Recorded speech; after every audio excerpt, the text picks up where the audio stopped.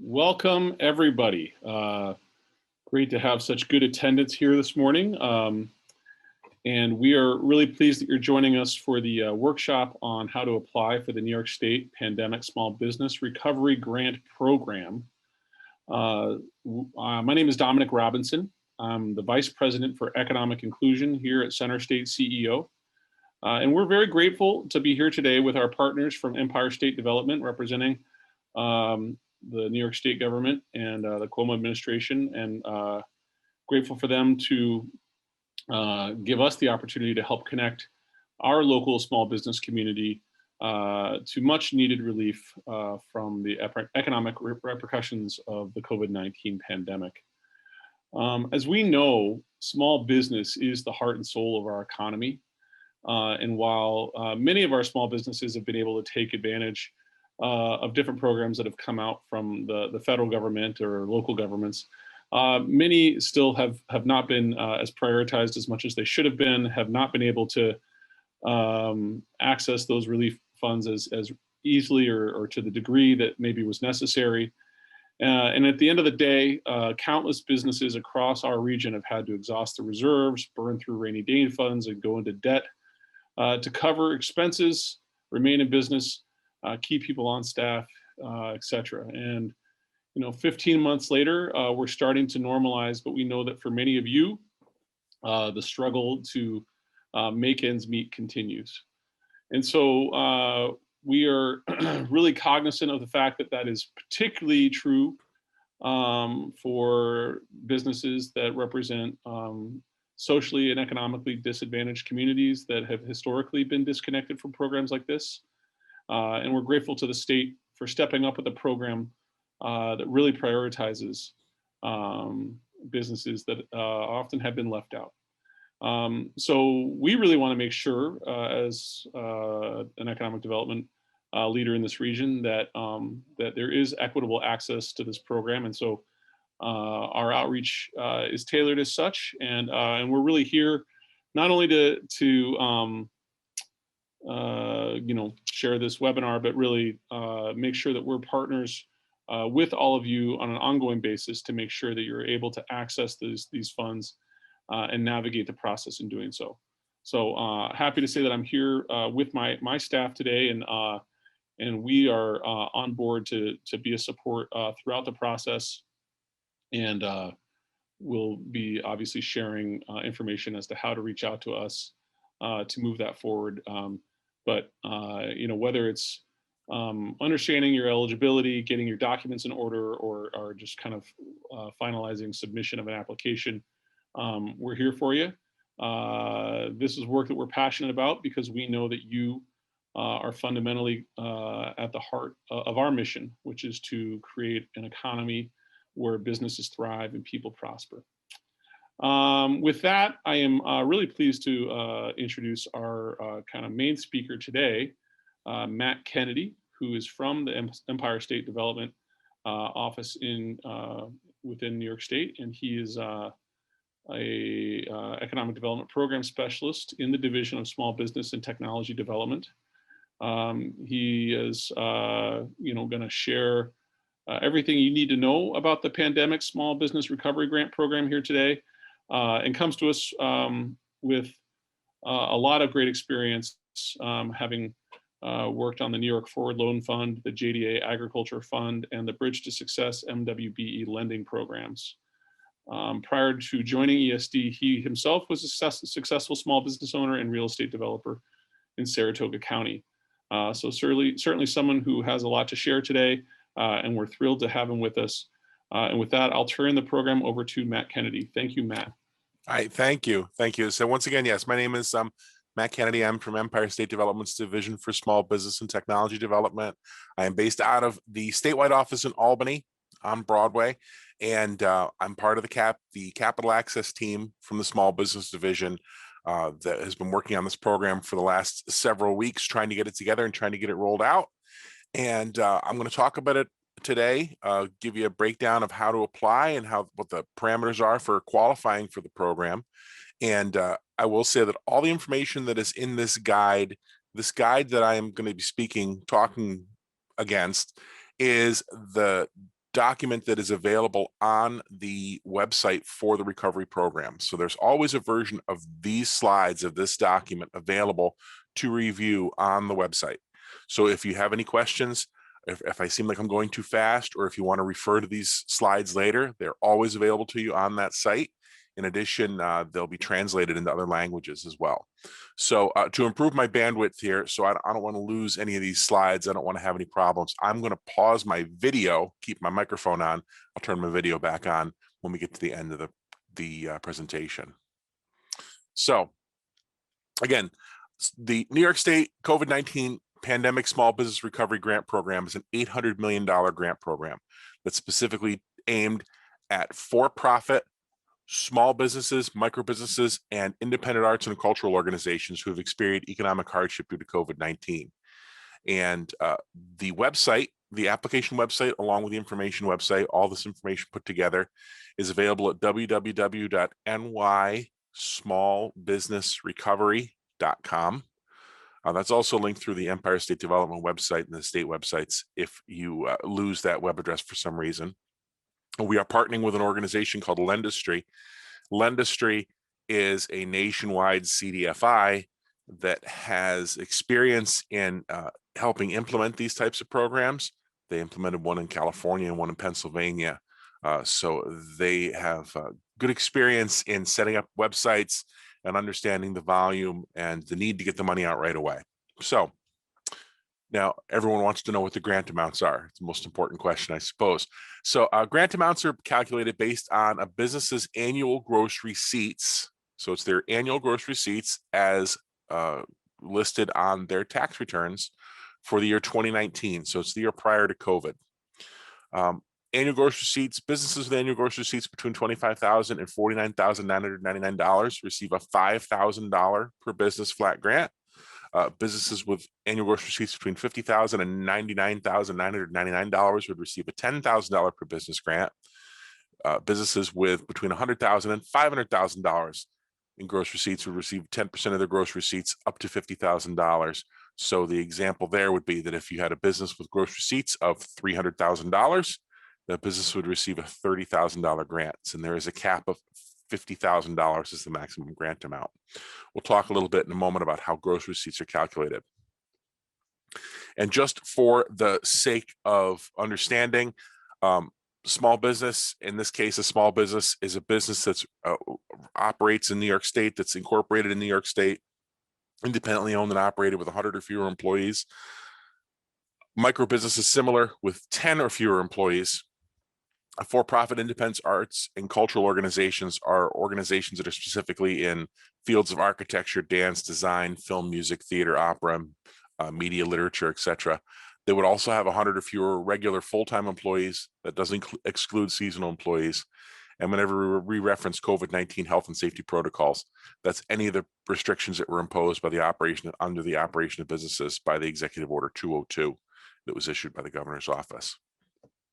So small businesses, micro businesses, and for-profit arts and cultural organizations must be currently viable. They must currently be open, can't be permanently closed, and must have begun operation on or before March 1st, 2019. So the business must have been in operation 1 year prior to COVID. So small businesses that started after March 1st, 2019, unfortunately will not qualify, do have to be in operation by March 1st, 2019 to qualify. And viability is being determined based on the applicant still being open and evidenced by the reporting of profit on their 2019 federal tax return, which we'll get to in just a moment. Eligible applicants are required to show a loss of gross receipts as a result of the COVID-19 pandemic, and compliance, of course, with the health and safety protocols that resulted in business modifications, interruptions, or closures. So the size range of businesses, how large can your business be? A small business or micro business should have 2019 or 2020 gross receipts between $25,000 and $500,000 per year as recorded on their tax returns. So we'll be collecting their tax returns as evidence of the size of the business. For corporations and partnerships, that's using line 1A, that's Form 1120 or 1065. For sole proprietorships that use Schedule C, we're using line 1.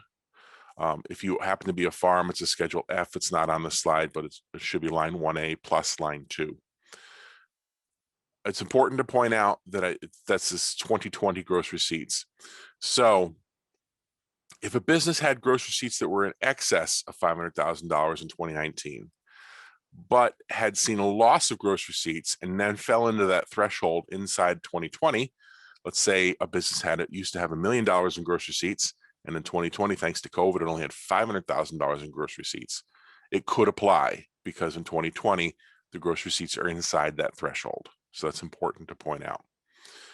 Second, like I mentioned before, we do ask that a for-profit business demonstrate a positive net profit on their 2019 business tax return to show that the business was profitable prior to COVID. $1 is the profit we're looking for on the business tax return. So that is proof of viability, a single dollar. And again, that's calculated by line 28 on the Form 1120, line 22 on the 1065, or line 31 on the Schedule C. The third standard must demonstrate at least a 25% loss in annual gross receipts in a year-over-year gross receipt comparison as of December 31st, 2020, over the same period in 2019. So essentially what we're doing is we're taking the 2019 tax returns, taking the gross receipts results from 2019, subtracting the results from 2020, and as long as it's at least a 25% reduction over 2019, you will qualify. That's the qualification, 25% loss of annual gross receipts on your tax return. Also, you do have to be able to demonstrate that your total expenses on your 2020 business income tax return are greater than the grant you would receive. So you can't receive a $50,000 grant if you only had $5,000 in expenses in 2020, because it is a reimbursement grant to reimburse expenses. So if you only had $5,000 in expenses on your tax return, you couldn't possibly have spent $50,000 on expenses for COVID-19 in that time period.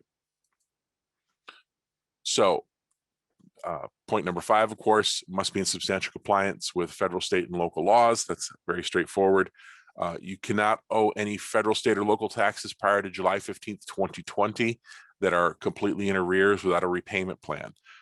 You have to have a payment plan in place or a deferral plan or some other agreement between the taxing authority and the business to qualify. So if you do have taxes in arrears, we'll basically be collecting that agreement.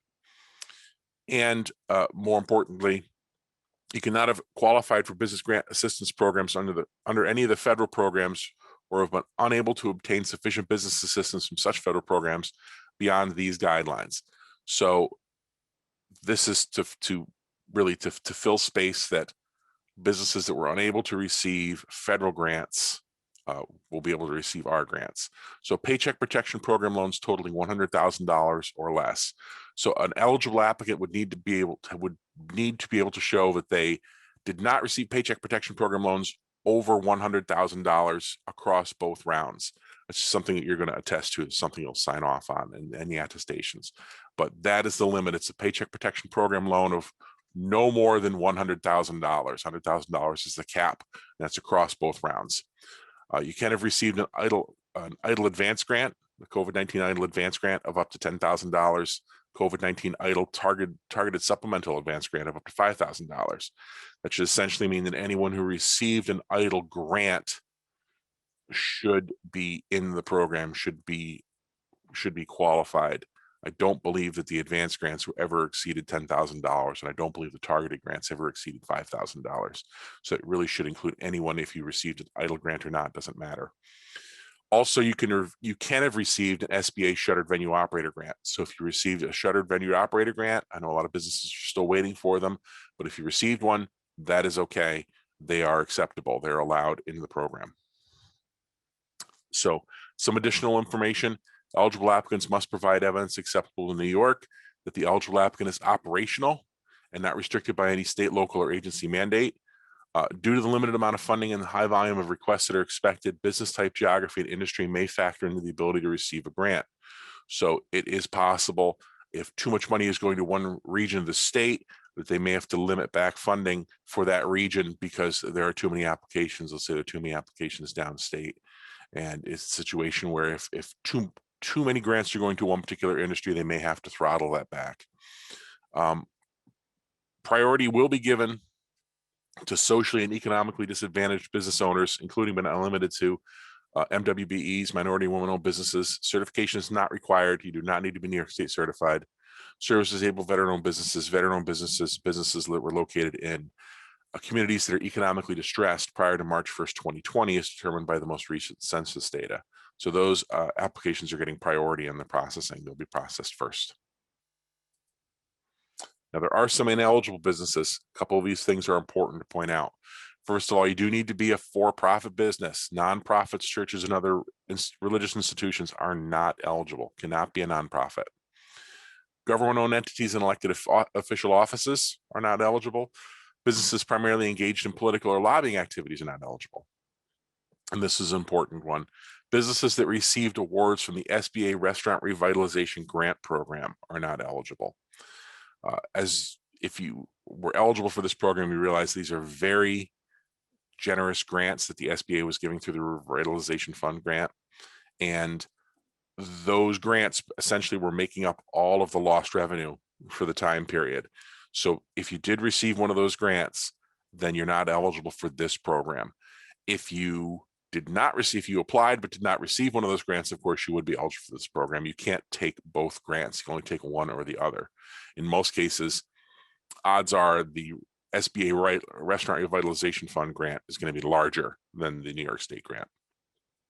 Also, landlords and passive real estate income businesses are not eligible. There are other programs that are being handled by other agencies for landlords.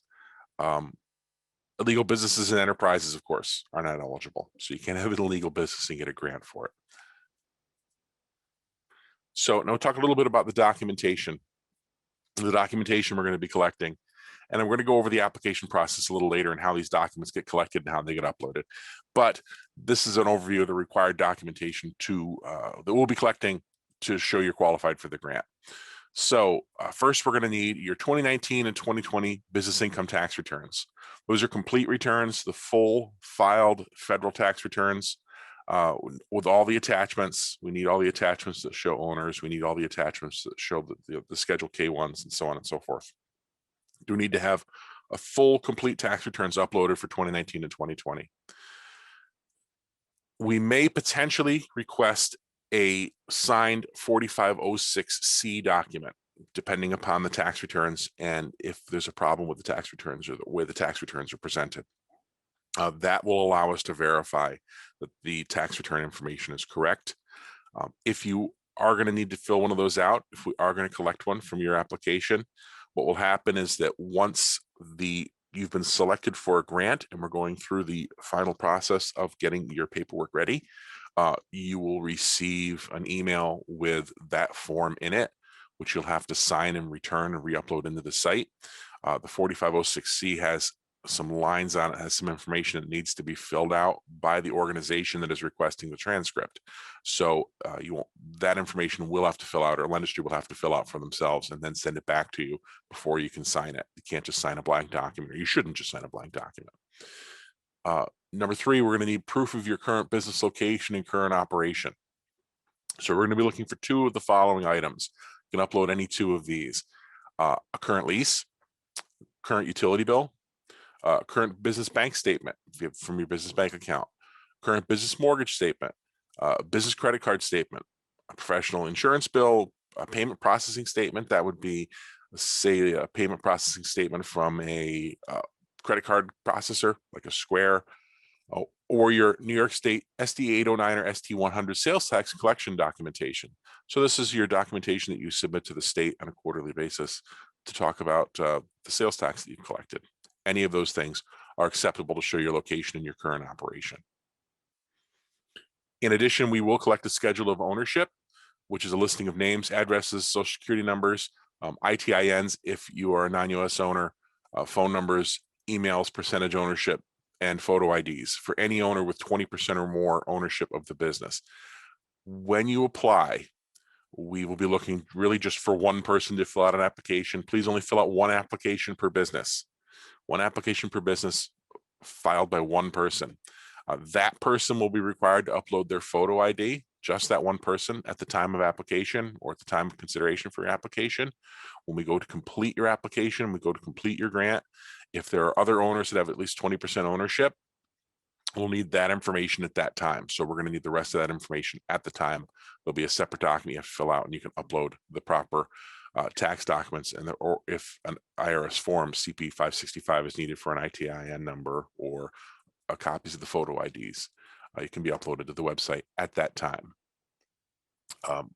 We're going to need the proof of the number of employees for your business. So what we're using for proof of number of employees is your most recently submitted NYS 45 document. So it's your most recently submitted one. The NYS 45, of course, is the document that shows the taxes you're withholding in New York State. So that has a listing at the top of it of how many employees you had on a monthly basis. So we're using that as the basis of number of employees to show you have 100 or fewer employees. And at the time of funding or before funding, we will need proof of your business organization. So we will need a copy of one of the following to show that you are registered to operate in New York State, which either be a current business license, a current business certificate, a certificate of organization, a certificate of assumed name, which is commonly referred to as a DBA, New York State a certificate of authority, which of course is a tax collection document. It's usually something that would be posted at your cash register, articles of incorporation, or any other New York State municipality issued document showing authorization to operate in the state of New York. So it's a pretty wide basis, but we do need documentation to show that you're registered in the state of New York. And then finally, for funds distribution, we will be collecting an IRS Form W-9 and your bank account information. That's actually collected via the website, uses a system called Plaid. I'll talk briefly about that in a few minutes. So we've talked a lot about the grants. We haven't really talked about what the funds are used for. So eligible uses of funds. Grants can be used for COVID-19 related expenses incurred between March 1st, 2020 and April 1st, 2021. So understand these are essentially reimbursement grants. We realize a lot of these expenses have already been incurred by these businesses. And essentially, this is to help the businesses recoup the costs of those expenses. If you were an owner that had to put money back into the business, you could potentially, use this to cover those expenses and then take that money back out. You can pay your bills that might be in arrear for these types of expenses, but this is the expectation as to what the funds would be used for. So payroll costs, that's a pretty broad category.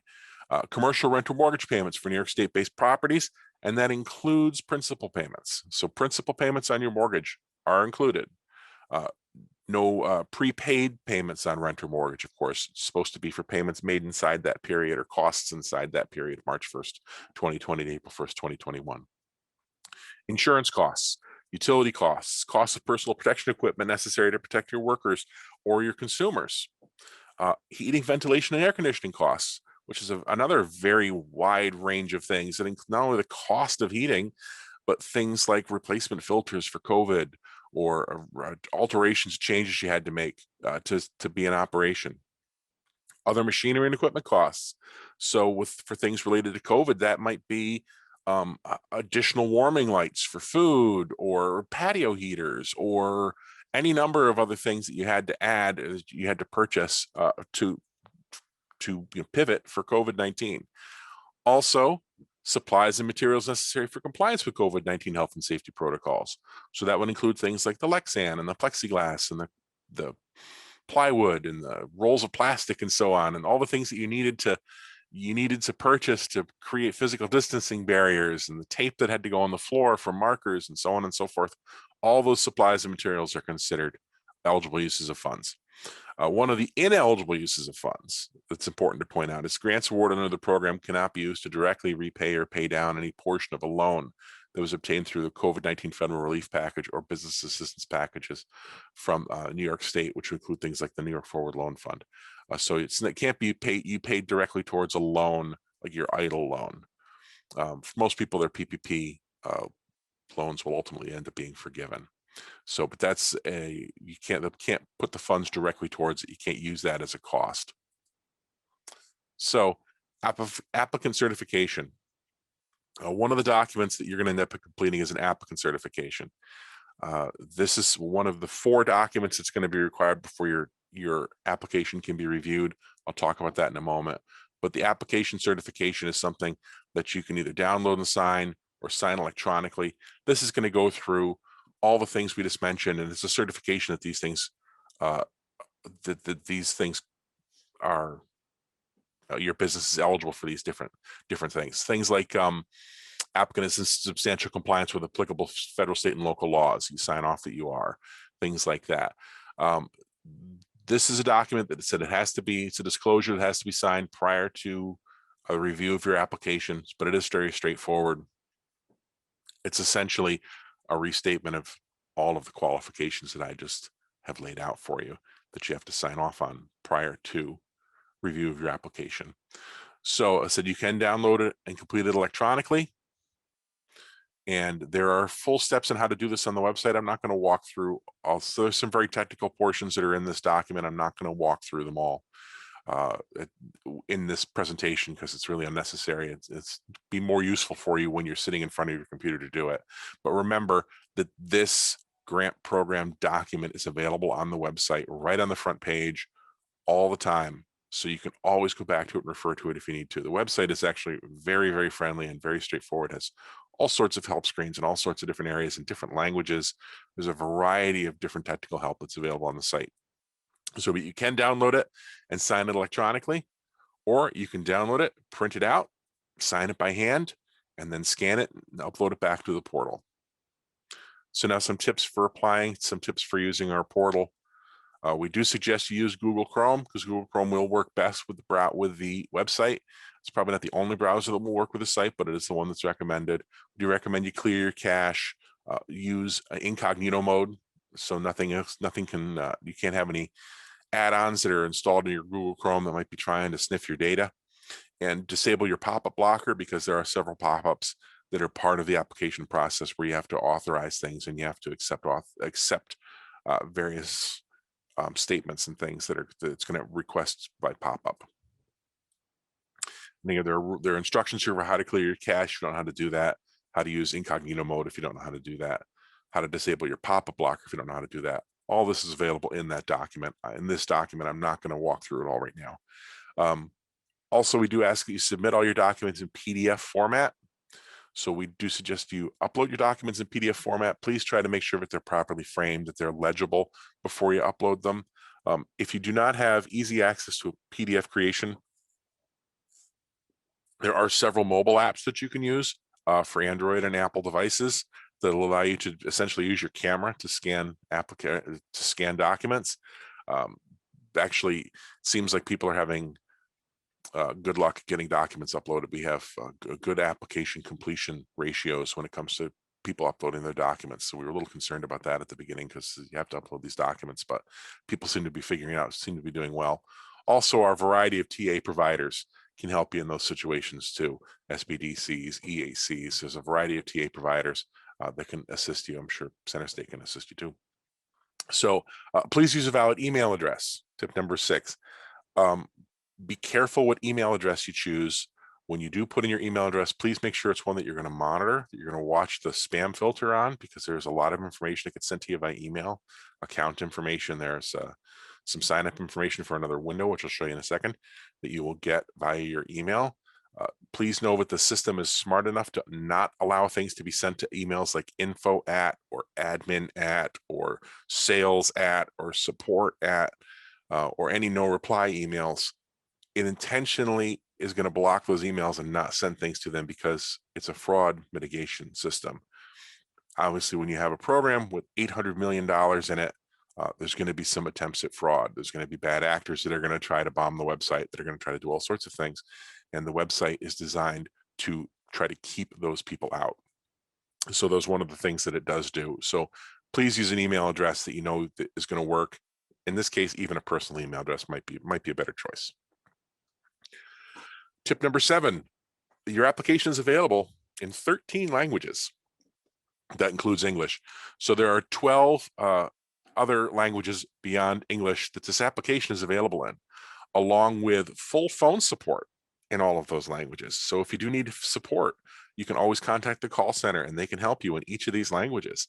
The application can be translated in each of these languages on the website. You can click on the drop-down box and choose your language. All of the help videos and so forth are available with subtitles in all of these languages. And most of the other documents like this deck are translated into those languages as well. So now the application. What information do you need? Now, what to expect before you begin. When you go to the Small Business Recovery website, you can click on Let's Get Started to start an application. And again, please do not fill out more than one application. It's important that you only fill out one application for the business. It's potential fraud if it detects that you fill out more than one, it causes a problem. Will slow your application down, might keep it from getting accepted. What will happen is that the system is designed to queue people up beforehand to make sure that it doesn't become overloaded, to make sure that it continues to function correctly. So you'll click on that box, Let's Get Started, and it's going to put you in the queue to begin your application. Now you see this example here on the screen that says there's 2,300 users in front of you, estimated wait time 5 minutes. I wouldn't expect to see numbers that high. In fact, I haven't seen a wait time even on launch day over about 60 seconds. So it does move very quickly. Might even let you straight through. It might only take 2 seconds. The screen might pop up and immediately vanish and go on and let you begin your application. So, but there is a system that's built into the website to keep it from becoming overloaded so that it stays online the entire time. And it has done very well thus far. So section 1, getting started with your application. This is the first section you'll have to complete your information. And it's very straightforward. Your name, your first and last name, your email address, your phone number, your business name, your zip code of your business, your referral partner if you're referred by an organization, and your preferred language. And there is one box that you can click on to accept the text messaging policy. If you don't choose it, you will not get text messages. If you do select it, you can get text messages. They'll give you text message updates on your application. Section 2 will be your owner details. Again, this is the owner's first and last name, the email address, the owner's address, owner's birthday, owner's social security number, percent of ownership. This is essentially the person who is applying in most cases. There may be the occasional case where the owner is not the one that's applying, but it's somebody in some way involved with the owner. At the bottom of that, you'll hit save and agree and accept the terms and conditions. When you accept the terms and conditions, hit OK and hit save and agree. What's going to happen is that the system at that moment is going to generate a user account. The user account is going to get generated. And after this point, if you need to go back in to work on your application, you'll be able to resume where you left off. Also, it is the same user account that you would use to upload your documents. So that'll come in a separate email, probably while you're doing this, just after you've hit OK and hit save and agree. And I'll talk about that in a moment. So section 3 is your business information. It's going to ask you for the information about your business, which is including your business name, if you're using a DBA, the name you're operating under, your business EIN, phone number, and so forth, business type, where your business is incorporated, which should be New York State, business address, the date your business started, and it's going to ask for your business website. If you don't have a business website, you can type in none.com. You'll notice that some of these prompts will say things like under the DBA, note if no DBA type none. The system is going to be looking for answers in most of these fields. So if you don't have an answer for the field, you can type in none, or you can type in none.com. It'll give you a notification or an indication as to what needs to be filled out. Of course, it's not going to let you continue if you haven't filled it out. You'll also notice here with the business EIN, where there's the business EIN question here on the second question down on the left, you see there's a little eye icon at the end of the row. And that eye icon is an information icon. If you hover over that, it's going to give you more information about the question. So if there's a question and you're not sure about it, you can always just hover over that and give you a little tip on how to answer the question. And of course, any place there's a little caret, the little triangle shaped down arrow, that means it's going to be from a list. It's going to give you a pull down list to choose. Section 4, how can we help? The primary purpose you think you're going to use the grant for, the amount of money you think you're eligible for with the grant. Again, this is using the guidelines that we previously discussed.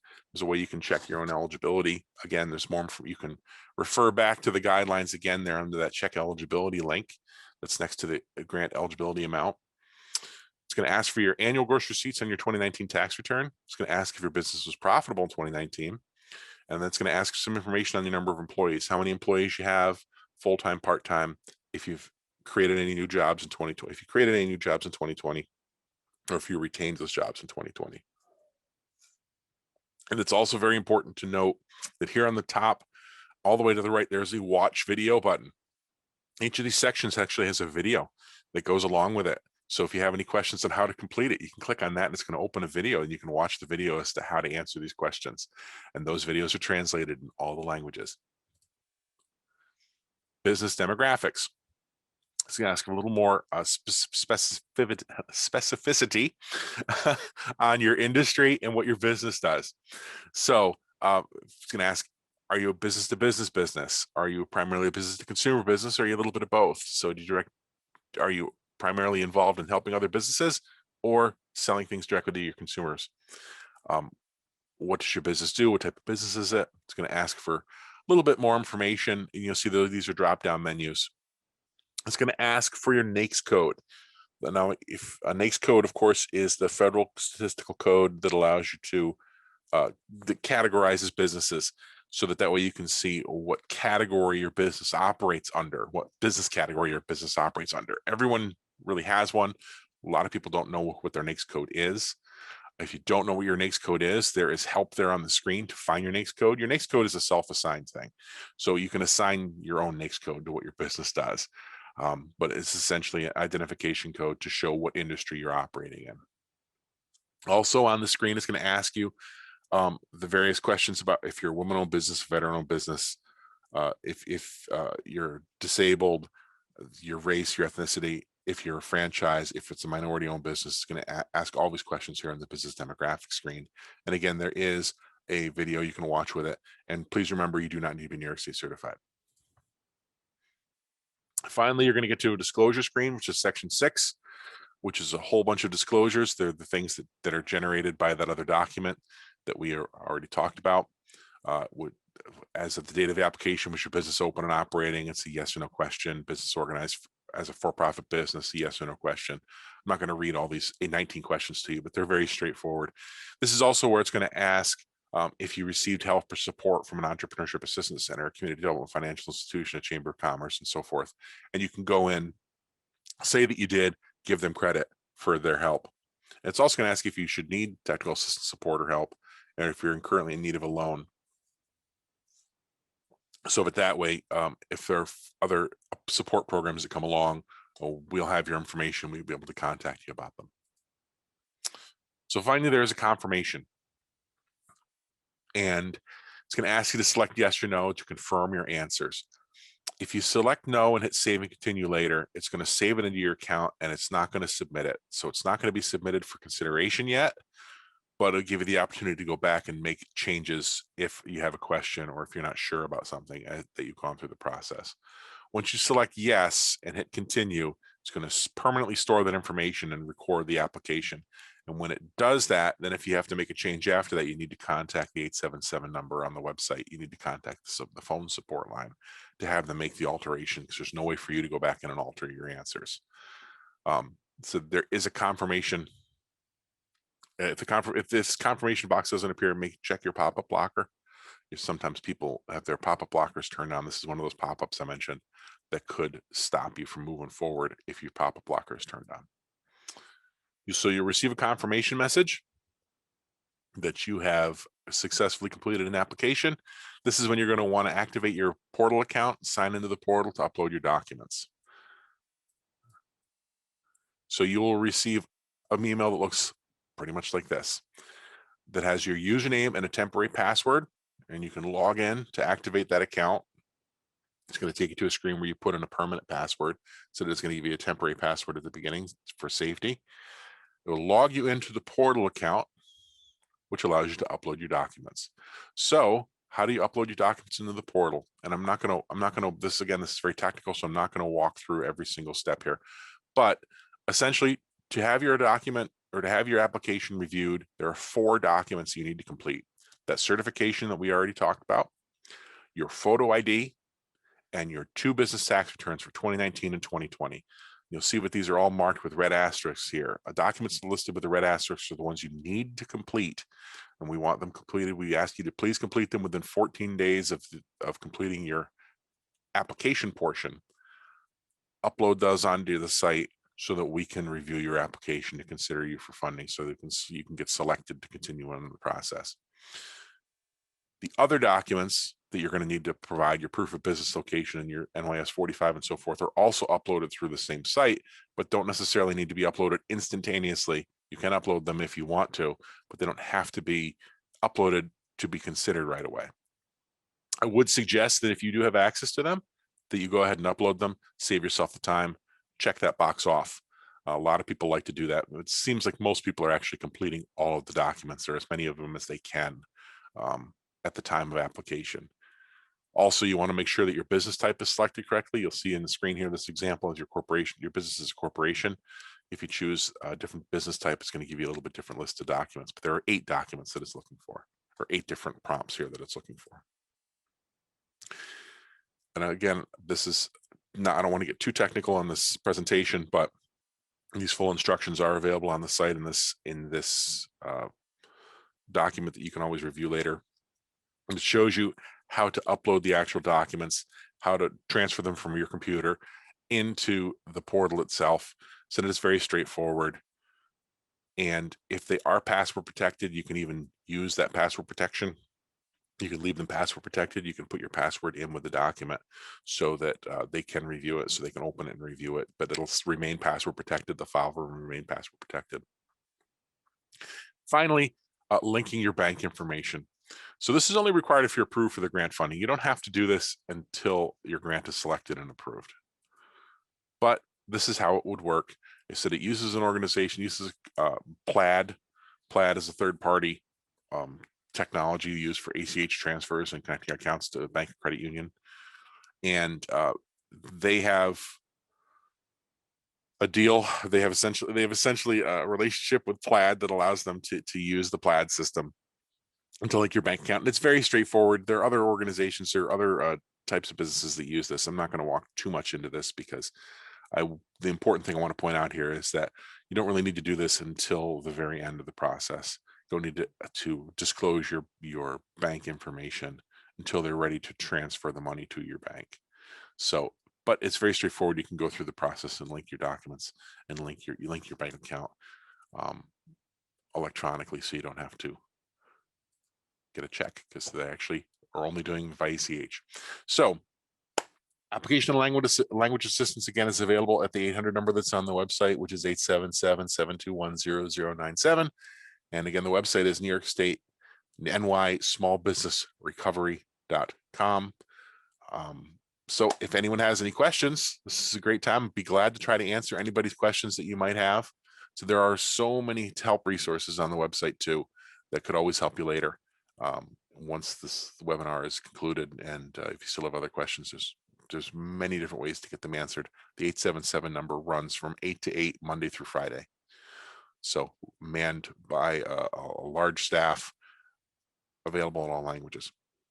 Matt, thank you very much. That was obviously incredibly comprehensive and thorough, and obviously, you know, a lot of information. But you know, one thing I think that really stands out listening to the presentation is just how thoughtful this program is, and all the different challenges and barriers that you've tried to address in crafting it. So kudos to you and your colleagues, and thank you for being here today. And with that, I will have you take down the screen unless someone needs you to pop it back up, but I'll turn it over to my colleague, Andy Obernesser. And I mentioned earlier, everybody, that our team is here. Andy is leading that team.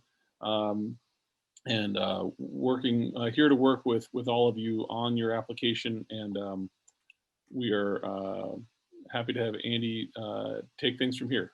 Take it away, Andy. Great.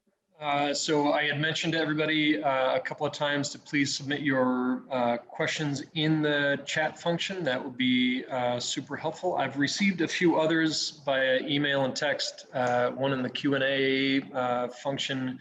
So we're going to go through those. And Matt, if you'd humor me, a couple of questions that have just come up from business owners in the last week that I've been talking to about the opportunity. So we're going to start with one that was submitted that's about this question of email addresses. So if a small business's only email is info@businessname.com, but they can set up an alias so that will allow incoming emails to be accepted at something more specific. So, owner name, Andy Obernesser at businessname.com. But they would still have to respond to emails from that info address. Would that work, or do you suggest that they just skip to using personal email? I think I would, just for the sake of safety, skip to using a separate email address. And there are companies out there that there are free email services like Yop Mail and Proton Mail that don't cost anything, that you can use if for a situation just like this, it's just for this particular thing. My concern would be that I would hate to see the system somehow keep you from, or not accept your response because it came from an address that it looked at and thought could be fraudulent. You said, there's an important fraud screening aspect to the website that is hard. I would hate to see somebody get stuck in it, but at the same time, it really obviously needs to be there because of the volume of inquiries that occur with this. And this is the same thing. We had the same thing with the forward loan fund, where there were issues with fake inquiries and so forth that the system needed to be able to weed out. Okay. On that same topic, and speaking of kind of fraud detection, for folks that do apply to this, what email address should they be on the lookout for in their own inboxes? We heard some stories about fraud that was associated with PPP. We see things all the time, grant relief kind of fraud stuff come up.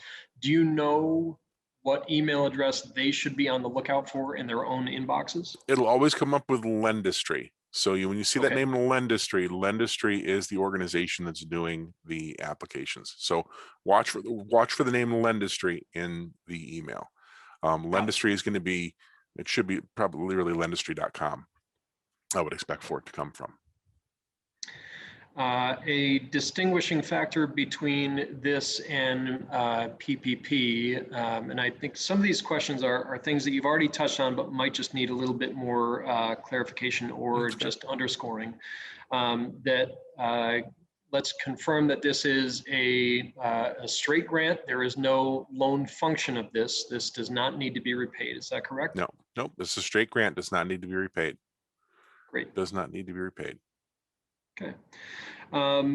We've had a couple of businesses that have asked about incorporation in New York State versus registered to do business in New York State. Can you talk about how that criteria is going to work, and whether businesses that are incorporated in other states, Delaware or wherever, but are registered to work here, are going to be eligible for this grant? In this particular case, the way the program is structured now, you do need to be incorporated in the state of New York. A business that's incorporated in Delaware will not qualify. It needs to be incorporated in New York State to qualify as a New York State business. Got it. And unless we see that there are an enormous number of businesses that are getting locked out that way, I don't really expect that to change. It always could, when it comes to these programs, we're always reviewing what's happening and trying to lower barriers. And if that turns out to be a barrier, that could be something that might be changed. But the way it's structured right now, you do have to be registered in New York State. You have to be a New York State incorporated business. Okay. I've received a few questions about the IRS Form 4506, about about access to tax records and about when that would have to be submitted and by whom it would need to be submitted. So my understanding in previous conversations with ESD is that this is a form that business owners do not need to submit as part of their application until such time as ESD tells them it is necessary. Is that correct? And can you say anything else about that? Yes, you'll get something from Lendistry. If the 4506C, which is a specific document that allows it to use the income verification electronic system, it's a special version of the 4506, and there are several lines that are on the document that need to be completed by the organization requesting the information. And the document specifically states, please do not sign this document unless this information is filled out. So what's going to happen is that if we do require it from that particular grantee, we will send you will get from Lendistry a pre-filled version of it that has all that information filled out that you can sign and re-upload back into the portal. It's not expected to be collected from everyone. It's an option for them to collect it from every single person, but we don't really expect that we're going to be collecting it from everybody. We're probably going to be doing it more as a spot check to verify information. Or if for some reason something wasn't legible, or for some reason something looked like it had been tampered with, or something along those lines. If there was a reason to suspect that something might be amiss, they'll go ahead and complete the document so we can verify it. Got it. Thank you for clarifying. We have had a question about the viability criteria come to us from a local startup that has been in business for a few years. They're making money on operations, but they don't show profit they don't show net profit in 2019 because of the amount of money that they had spent on research and development. My sense is that in the kind of startup realm, this is not going to be an unusual situation, but it seems to me, in my interpretation there, and perhaps this is of use to others on this call, that the $1 viability in 2019 is a hard line, and that there is not right now a method to prove viability in other ways. So, great that you're making money on operations, but if you cannot prove viability in that form of your tax return document, it sounds like that is a hard line right now. Yes. That is a requirement. There is no way around it. The way the program is currently structured, you do have to have that $1 profitability. Yeah, again, like I said, if we, as we're reviewing things, see that it's becoming a significant barrier, that there are too many businesses that are being locked out by that, they may reevaluate that, but it will require a significant change. It's going to require legislative approval, essentially, Yes. to make that change. So it would be a major program change. It's not something that can be just discounted quickly. But that was put in place with the intention that, a business was profitable prior to COVID, and really COVID is what knocked it through a loop and made it so that it couldn't be profitable, in the previous year. That was the idea. And I said, it's $1. That's what they're looking for, $1 on your tax return. It's a pretty low barrier. So, okay. For businesses that don't submit a New York State 45 form, should they just enter 0 employees? No, you can enter the number of employees, but anyone who does a withholding should have a New York State 45. Yeah. So if it's not required, you can click the NA button on the document upload, and it's not going to be expected. Okay. The New York 45 is only for those employees. It's being used primarily to verify the number of employees and to make sure you don't have more than 100 employees. There aren't going to be very many businesses that are going to have receipts that are going to fall into this threshold that are going to have 100 employees, but something that we have to be able to document. So, right. And hopefully not many businesses that wouldn't be submitting that form. But. Oh yeah, absolutely. Yep. Okay. For businesses that may not have their 2020 tax return paperwork done yet, if there is holdups, or if they're on an alternative tax year, can you provide any guidance for those folks? In this case, we do have to have a completed 2020 tax return. There's no way around that one. And that was something that was discussed, but we needed a legal document to show that it was completed, something that wasn't just arbitrarily created by the business. So yes, unfortunately, you do have to have a filed 2020 tax return. I would try to get it done as soon as you can if you're in a situation where it's not completed yet. Okay. You did explain a little bit about this in terms of password protection, but maybe worth reiterating what the state is doing to ensure the privacy and security of sensitive financial documents that are being submitted as part of the application. Yeah, of Maybe course, just even repeat some of that. Yeah, of course, all this information, all the information that you're uploading isn't going to be shared outside of EST. It's not going to be resold. It's not going to be used for anything else. Your documents are being uploaded into it. There's a secure system that meets all the state's financial requirements for security of information that's handled through our information technology portion of the state. What happens is that if you choose yourself, when I mentioned the PDFs, if they're password protected, if you have a PDF that you yourself have password protected because you don't want anyone to be able to open it, you can upload the document locked and secure in that secure site, put in the password for it so only they can open it, so they can look at it and see it. You don't have to create an unsecured version of the document to upload it. Okay. You can upload the password protected version of it as long as you fill out the password information there, because they'll obviously need to open it to look at it. But that's the intention there. So, if you want that extra level of security, you can use it. You don't have to use it, but if you want it, it's there for you to do it. Okay. I think you might have answered this question when you were talking about uploading bank information and using Plaid to facilitate those ACH transfers. But can you confirm their applicants cannot receive their grants via check? This is all via digital transfer. Yes, it's all digital transfer. There is no paper check system. It has to be a digital transfer. Okay. And can you talk a little bit about the kind of timeline for how this is going to work on ESDs, and for folks that are submitting now?